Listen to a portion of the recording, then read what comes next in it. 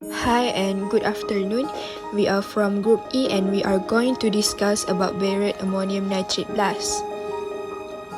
The purpose of this video is to discuss about cases that related to chemical safety. We are going to explain an incident that happened caused by the reaction of chemicals in Beirut. So here are the group members. The first one is Najah Ammonium binti Muhammad Anwar. Second one is Siti Nur Arshikin binti Rasli. And the last one Izati binti Wan Sukri. We are from School of Chemical Sciences.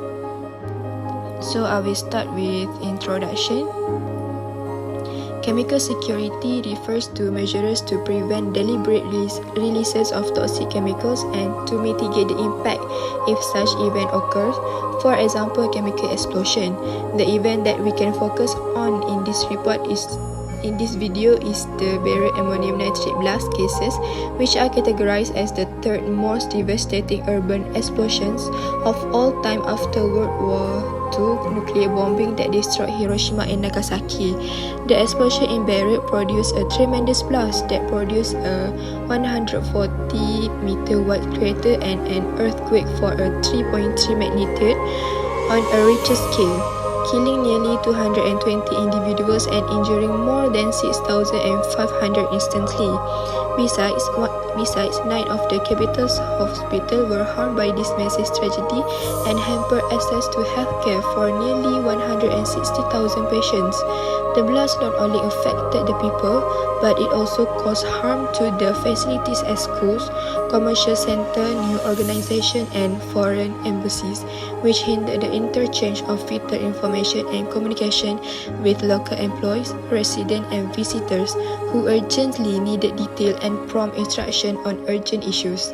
Furthermore, toxic gases from the blast and ignition presented a serious hazard to 2.4 million citizens of Beirut, especially when combined with dust particles from collapse and destroyed the structures and the humidity of the sea.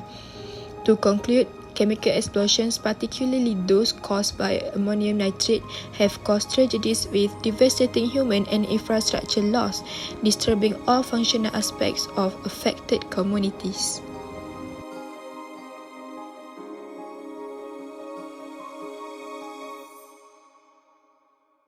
So next, what are the causes of the explosion? Firstly, it was said that there were 2,750 tons of ammonium nitrate that were stored improperly in the warehouse at the port. The storage was reportedly kept in a damaged and inappropriate manner, resulting in less than ideal storage circumstances. There was also an uncontrolled fire that erupted at the fireworks warehouse near the warehouse that stored all the ammonium nitrate. The ammonium nitrate basically is not flammable in its pure form, but it can release gases and more heat when heated as it decomposes in many different ways. This reaction can spread rapidly to produce a large amount of gases, which is called an explosion if enough heat is released. Ammonium nitrate is much more explosive when mixed with carbon compounds such as fuel oil or even coal dust that may be a contributing factor. And lastly, there were allegations of negligence on the part of Lebanese authorities.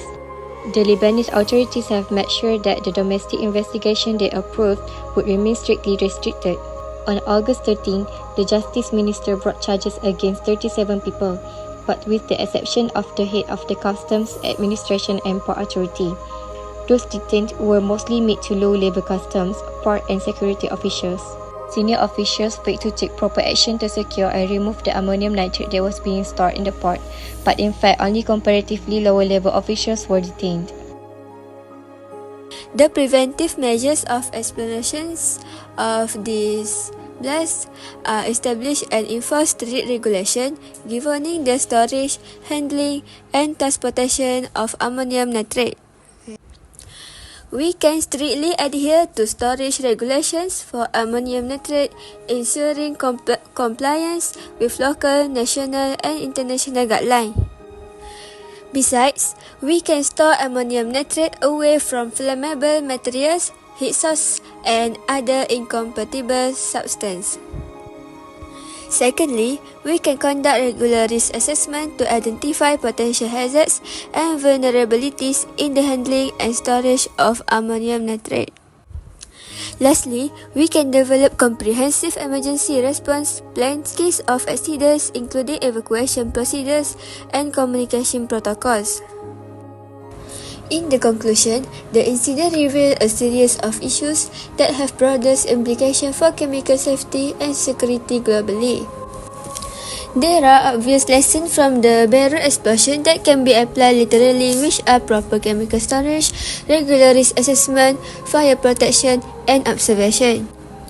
We suggest a series of recommendations as a starting point for health professionals and policymakers to build frameworks, adopt regulation, and implement chemical safety protocols on one hand, and to reshape healthcare system emergency preparedness to be able to respond efficiently to similar large-scale disasters on the other hand. That's all from us. Thank you for watching.